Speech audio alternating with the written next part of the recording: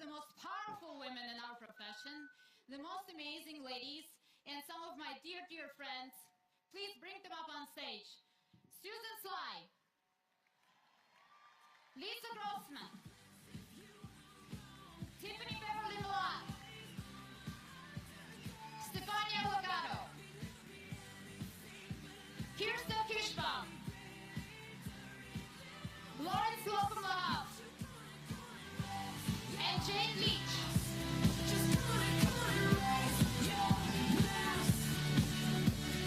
Slam, slam, oh hot damn, what part about it don't you understand? Wish you just freak out.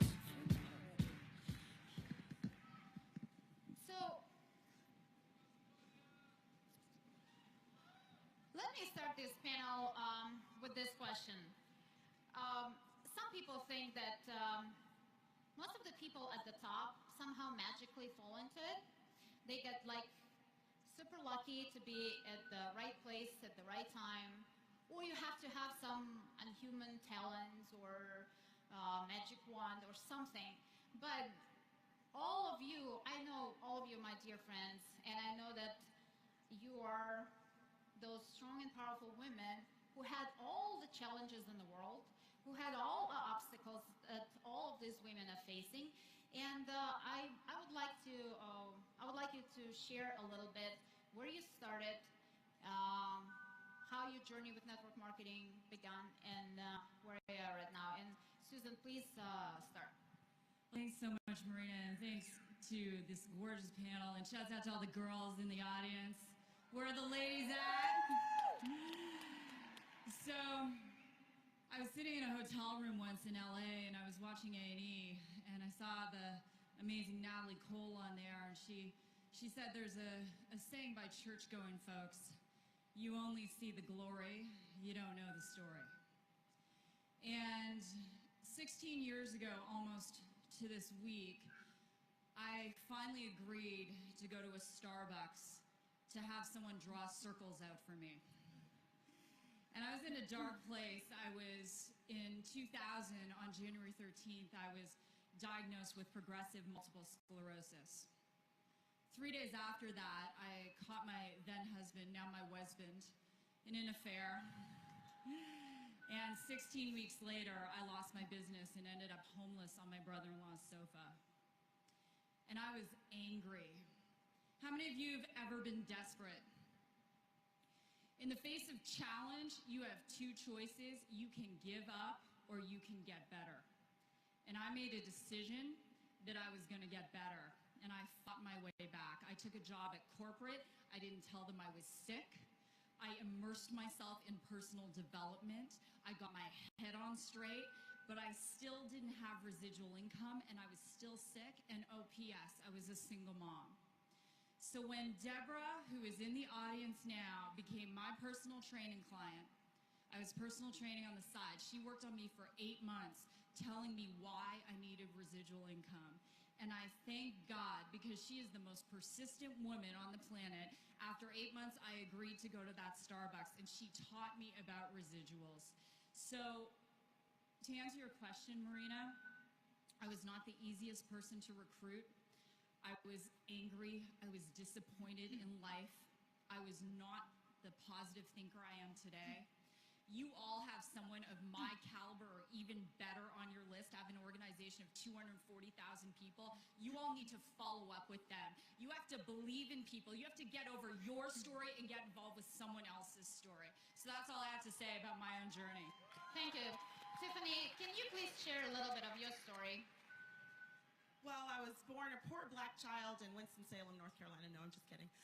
16 years ago, I was making jelly for a living at the J.M. Smucker Company in Memphis, Tennessee. I worked 6 nights a week, 10, 12 hours a night. And it wasn't that it was a bad way to make a living. It just really wasn't a good way to make a living. And on top of that, I had followed my father into that industry. And he worked almost 30 years for the same company. And the last 9 months of his life, they took away his short-term disability. So I watched the greatest provider, my hero, literally shrink away because he couldn't provide for his wife and his children the way he wanted to. And when he passed away, but before he passed away, my dad said that there has got to be a better way. There's got to be a better way to make a 6-figure income. And I I said, well, what is it? This is just what we do. And my father said, look, make something, sell something, hell, just do something. And a year to the day later, I was introduced to this network marketing profession. And I have been here, sold out, and helping others become the same way for the past 16 years. Thank you so much.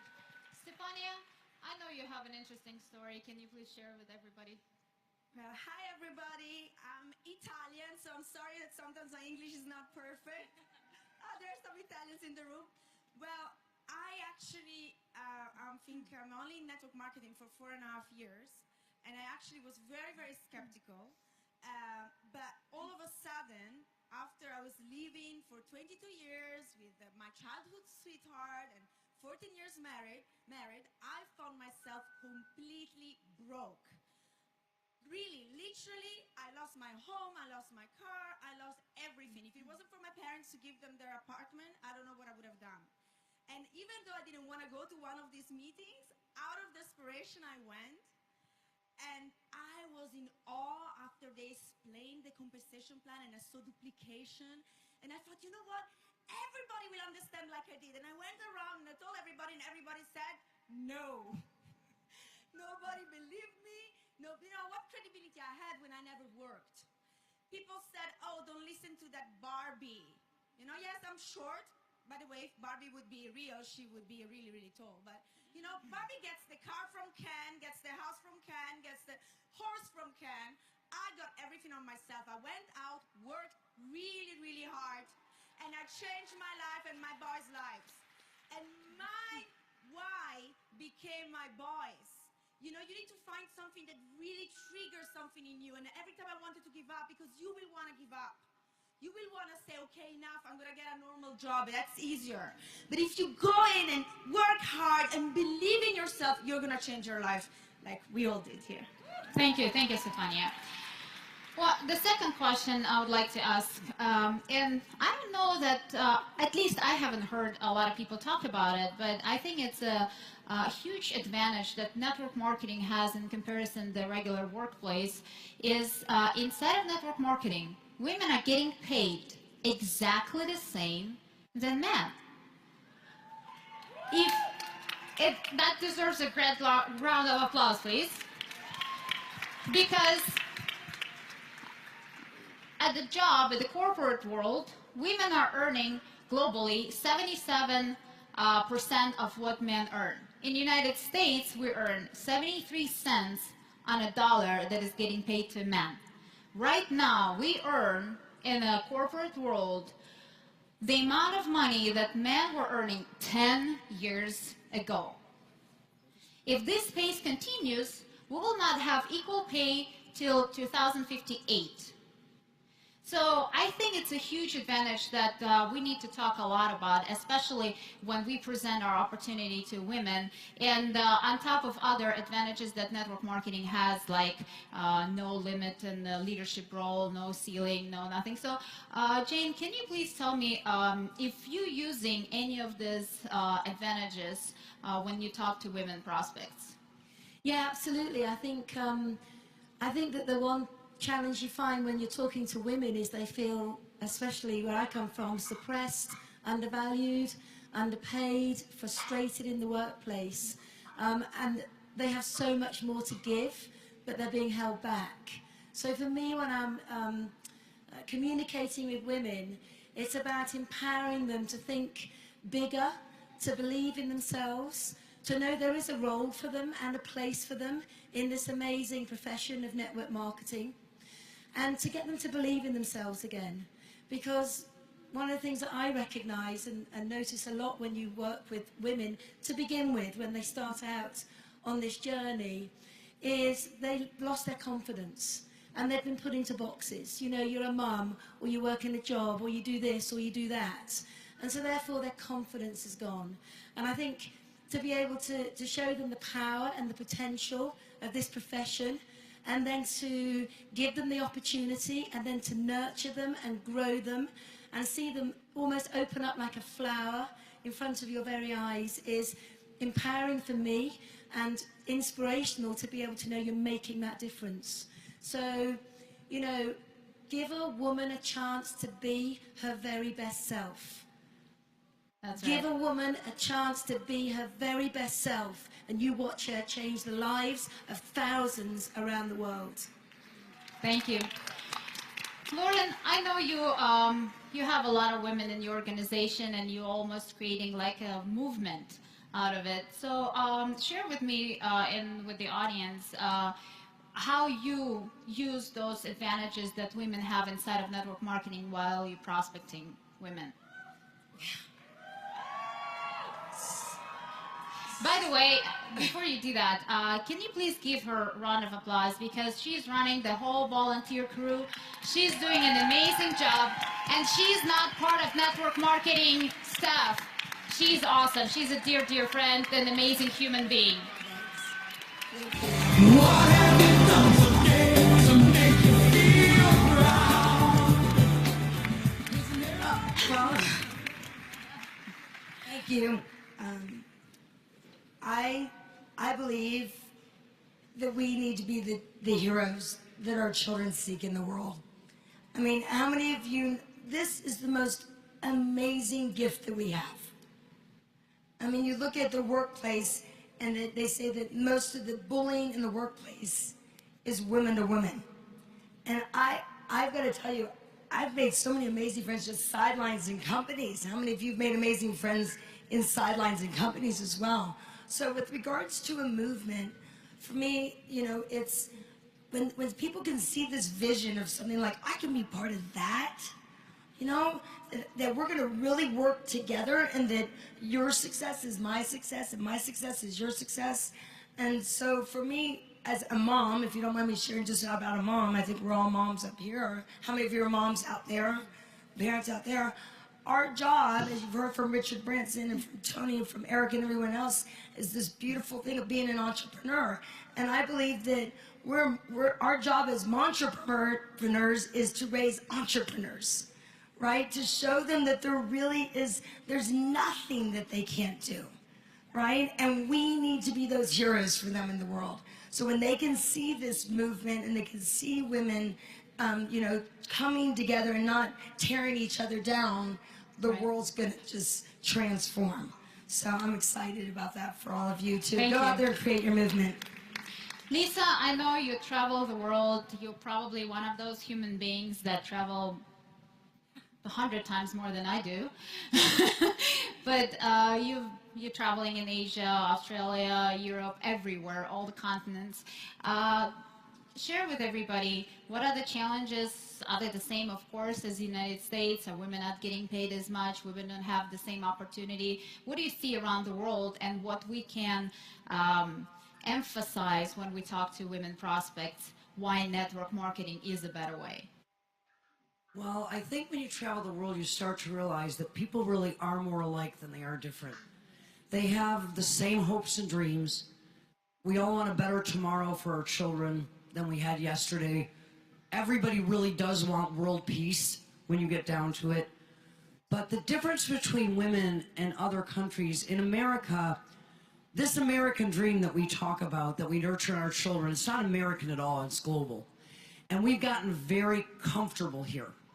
And overseas, they are not as comfortable. They appreciate and they savor and they endear themselves to opportunity, and they listen and they hunger for it. And you will meet mothers, grandmothers, who will work 5 jobs to start a network marketing business so that their grandchild, maybe, who is 4, by the way, to save money, can go to college in America someday to study entrepreneurship, knowing full well that maybe they'll stay here, but maybe they'll bring it back home.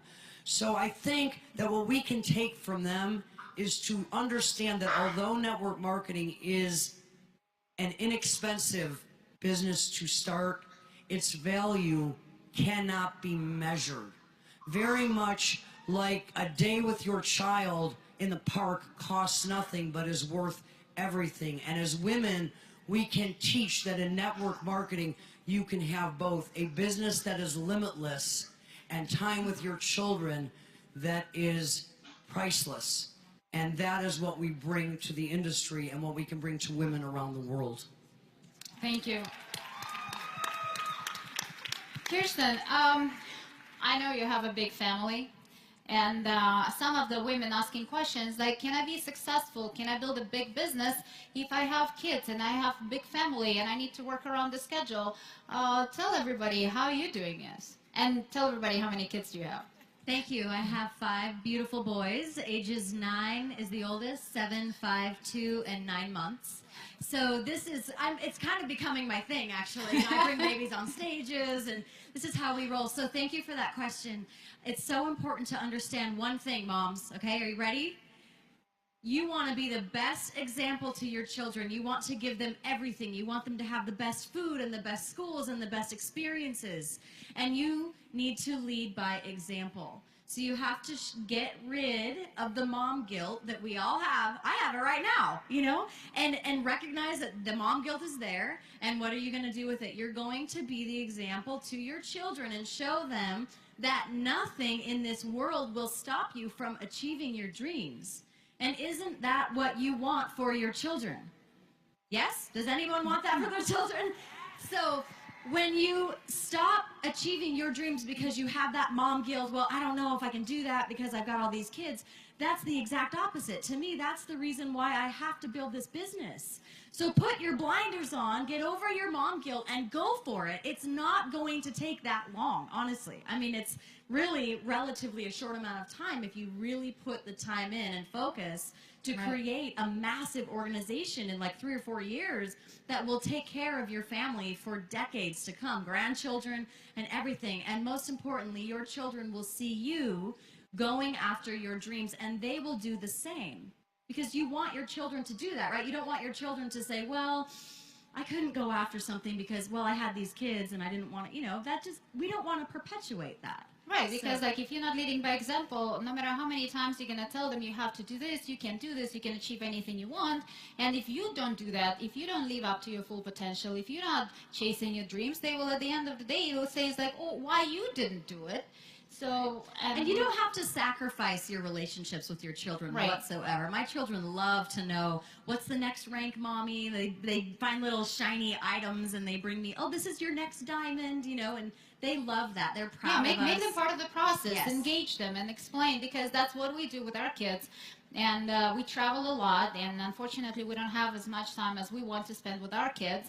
So we keep telling them, hey, we have a season that it's going to be relatively short, but we're going to be working 16 hours a day, so we won't be able to come to all of your games. We won't be able to come to all of your celebrations and important moments in life, but we will have this sacrifice as a family that together in the future we can have something fun to do as a family. We can go all together on a cruise and see the world and travel all together and creating those beautiful experiences, because what you want to do, you want to spend with your kids quality time, not just being at home and it's like, oh, I'm kind of like working, I'm not working, kids are kind of like around, I'm kind of like with them, but I'm not with them. You need to have the quality time, and network marketing gives you that ability. You have to sacrifice in the short term, but then you will have this luxury to spend full focused time with your kids, so you can actually build that rapport and deep relationship with them. And Stefania, I know you also have a couple kids. Can you tell everybody how many and what your business looks like and how you're managing it all together? Yeah, I have 3 boys, and I don't know if there are some moms here that can relate, but every time my 4-year-old saw me on the phone, he always wanted to talk to me. They're like jealous of our phone calls, right? So I really did what you just said. I make them part of the process. I set them on a sofa and I spoke to them like 3 little adults, 3 little boys, and I told them, Mom now needs you. Mom now needs you to understand that we're going to do this sacrifice for the next 3 years. Together, we are going to work this. Together, we're going to change our lives. So you have to come with me to these meetings. I see moms here today sitting down with their newborns everywhere. Can we applaud those ladies here today? They are setting an example. Because don't make your kids an excuse not to grow your business. Make your kids a reason. And now I look at them, they're so proud of me. They're so proud of my, you know, mommy. Yesterday, you know, Haley was talking about, you know, they think we are famous, you know. But it's like, my friends on Instagram, Mom, they think you're an actress. I'm like, no, no, that's not it. But it's amazing. They are part of this because they're part with the victory. And then we celebrated it in holidays together. You know, I said, Mommy will take you to the Maldives. And we spend the best time scuba diving together and going around together. And this is what you want to do. Make them part of the process. Susan, can you please touch on that? Because I know you're very methodical and you have a huge organization around the world, and you're also an amazing mom. You're always in all the concerts and plays and games and everything. So how do you manage that? Oh, thank you. How many of you have kids? Show of hands. How many? And put your hand up if you want to have kids. Not furry kids, but like real like bipeds that you can't lock up and leave in the house for 12 hours. Okay. How many of you want smart kids? Okay, some of you don't, because here's the reality. There was a study done in the at a university here in the U.S. It costs on average $750,000 to raise a child from 0 to 18, not including college. So my daughter, last year, she was like, Mom, you know, I really, really want to go to Boston U. I said, that's fantastic. Applies early decision, really smart, gets in, $75,000. I don't know where, whoever said 30,000, I don't know where that's coming from, 75,000 out of state. So 75,000 for her to go. My other daughter is studying in Africa. She just had a baby. So I'm a grandmother. Help me, Jesus. Hard to believe. What a beautiful grandmother. I'm going to be a hot grandma. And if any of you calls me grandma, just know I'm not your grandma. Anyway, so it's really, here's the thing. You want to give your kids all of the necessities, but you don't want to give them all of the luxuries. You want to teach them how to earn it. That's why I love when I see Dominic here and he's soaking in learning and all of the things that he's getting from this. So I'm going to give you a couple quick tips. So number one is your time is very valuable. You will work harder in corporate America than you do in network marketing, but some of you have a business and you're not treating it like a business. So I like to work in 90-minute blocks, and my kids know I'm only 3, my youngest is 7, so I'm only 3 years out of having one at home all the time.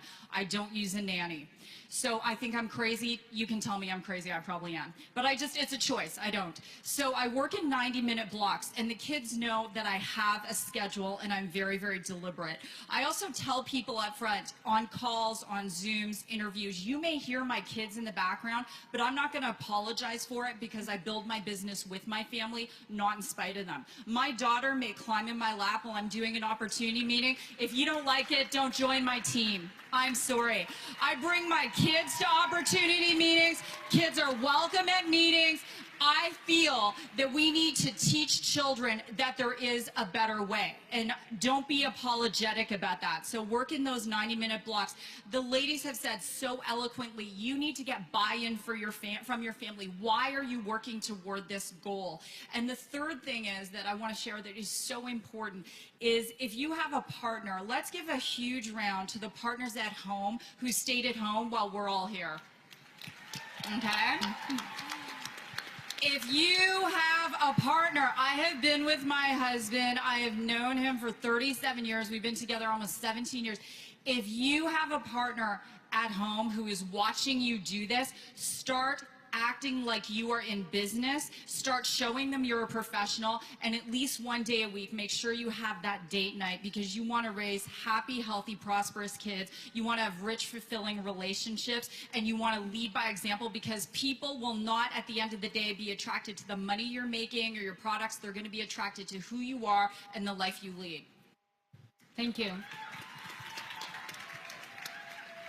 One of the issues that when we coach people, we face that, and it's very surprising that women and men have huge self-doubts.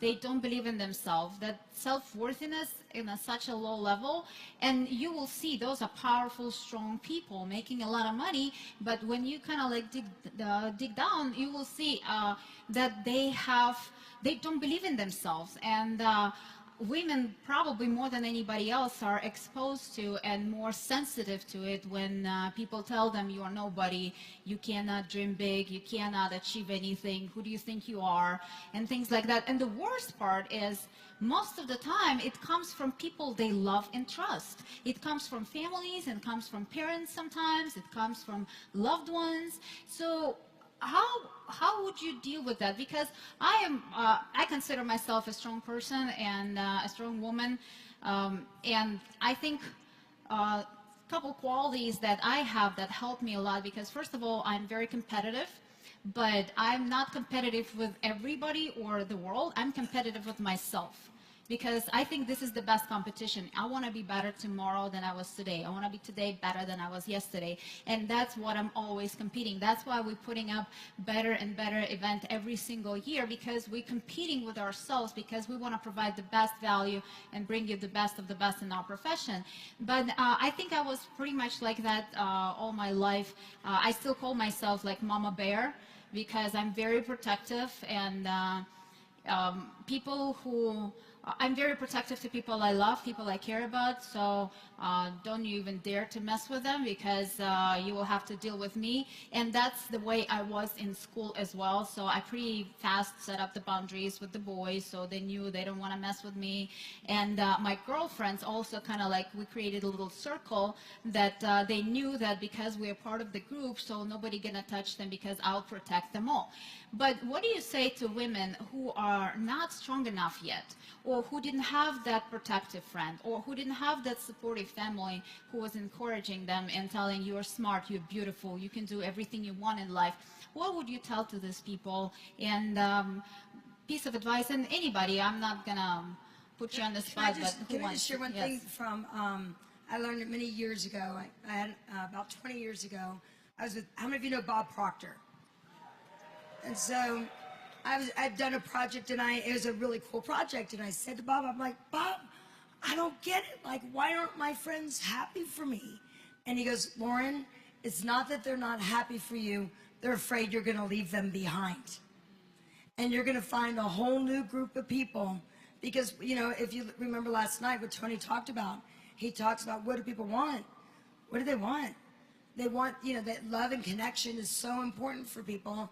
And then but they have this fear of loss. And so letting people know how important, say, you know, I'm doing this for us. I know, I get it, and thank them. Say, I thank you so much for caring about me, to make sure that I'm going to be all right. I'm going to be all right. And one of my mentors in the audience, she said, you know, you imagine there's a long line of people all the way to infinity.